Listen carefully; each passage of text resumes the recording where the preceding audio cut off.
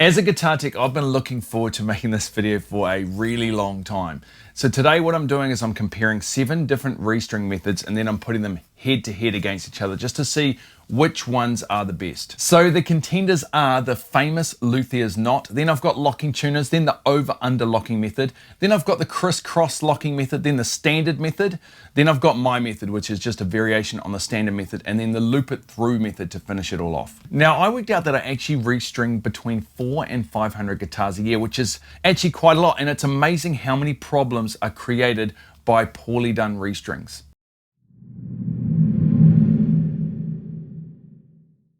Now there's a lot we could test here, but I just want to rate them on the 3 most basic requirements of a restring.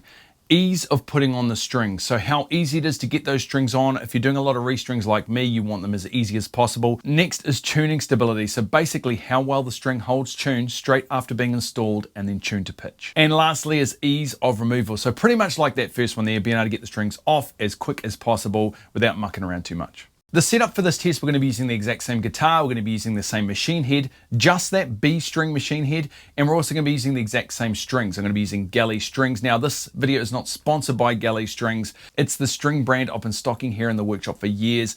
They've been making strings for over 130 years, definitely worth checking out. So the machine head we're using today is a locking machine head. We're not going to be using that locking function, so it's going to act just like a normal machine head, apart from when we are testing the locking tuner method. Let's quickly run through these different methods. Now this is a comparison video, so if you want to learn how to do any of these, there is undoubtedly loads of videos here on YouTube to show you how to do all that sort of stuff. My hope is that this video gives some clarity over what you think is best for you, because that's really what matters at the end of the day. First up, we've got the famous Luthier's knot. Now there are loads of tutorial videos out there showing you how to do this one. It's basically a way of tying on the string, and the theory is that it sort of locks the string into place. Next, we've got locking tuners. Now this has a mechanism that locks the string into the tuner itself.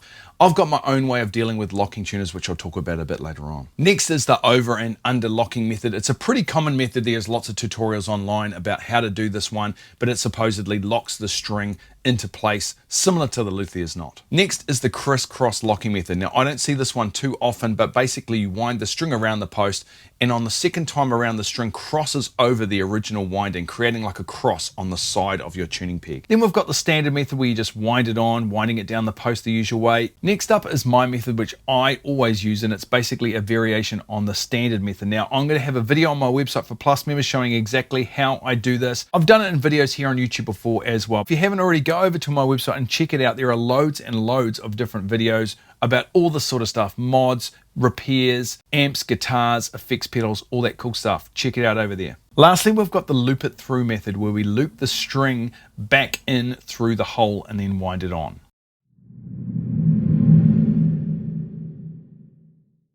Now, if you like these sort of videos and you want to help this channel out, please hit that subscribe button. It really helps these videos get out to more people like you out there. Okay, the results are in. Now there's some really obvious winners here, but there's a couple of things I wasn't actually expecting. Ease of installation, obviously how easy is it to get that string on? Now most of these were pretty easy, but there was one that stood out. Obviously the locking tuner was the easiest. The worst by far was the loop it through method. Really finicky to get that one to work quite right. Followed by the Luthier's knot and the over under, which was, you know, a little bit more work to actually get that string wound on. How easy is it to get that string off? Well, pretty similar to that first one, the locking tuner took that one out again. I definitely have my reservations about locking tuners, which I'll talk about in the next section, but they were all pretty similar, with the loop it through being the worst to get off. Man, what a struggle streak to get that string off. It kind of gets stuck in there, and the Luthier's knot actually kind of a bit finicky as well to get that string off. Now, probably the most important one for me is tuning stability. Now, I wanted to do this pretty raw. So for this test, after winding on the string and tuning it to pitch, keeping everything as consistent as I could, I would bend up to a mark I made 1 fret higher. Now, this gave me the same stretch every time. Then I could measure how much the pitch dropped. I went through 3 strings per method and then averaged it out across those 3 to get the results. And that gave me something that I think is actually pretty consistent. The worst by far, once again, was the loop it through method. Let me just check here. That was minus 240 cents. That was like a flat A after that little bend that I did, which was pretty horrendous. And the most stable was actually my method, only losing 16 cents averaged across those 3 strings. It's not super surprising to me, but how you put on the string is almost as important as whatever you're doing down that end there.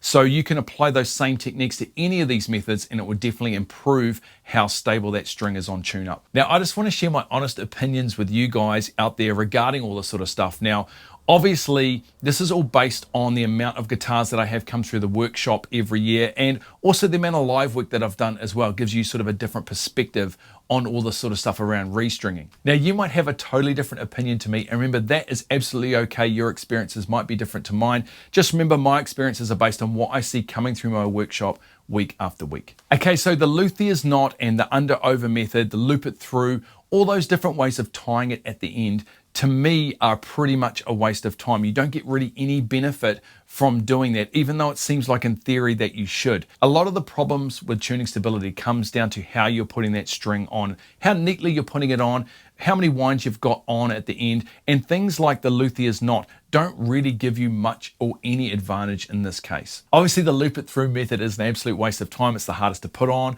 It's the hardest to get off.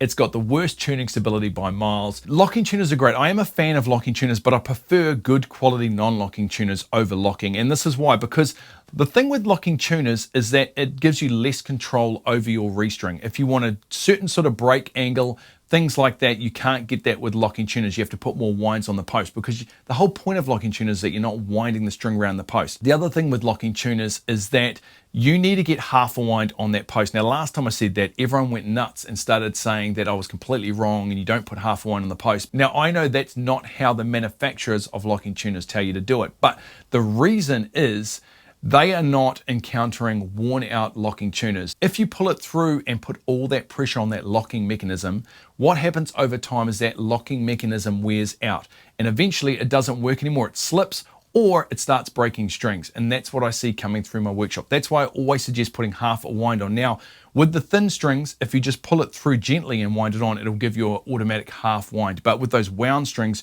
you have to put a tiny, tiny amount of slack in to get a half wind, and that puts most of the pressure on the front face of that locking tuner, so it's not putting all of it on that mechanism. The thing where locking tuners shine, I think, is when you're using a whammy bar, because if you're going to be dive bombing or going down in pitch, the string loosens, and if you've got a big coil at the end there, it's going to loosen that coil, and then when you go back to pitch again, that coil's going to shift and be in a different spot. So if you're never doing that, if you're only ever bending, because we can't bend down, so if you're not loosening that string, you don't need locking tuners. You only need them if you A, don't do a lot of restringing and you want to have a pretty clean looking restring, or B, have some sort of tremolo vibrato, we should call it vibrato really, on your guitar. My favorite way is obviously the standard way. I just have a variation on how I put them on just to help break the string in a bit more and get a nice tight wind onto that post. And that way you get a lot better tuning stability. So you can get a string on and then you don't have to do almost any stretching in to get that string to hold tune really, really reliably. Anyway, guys, have a great week and we'll catch you in the next video.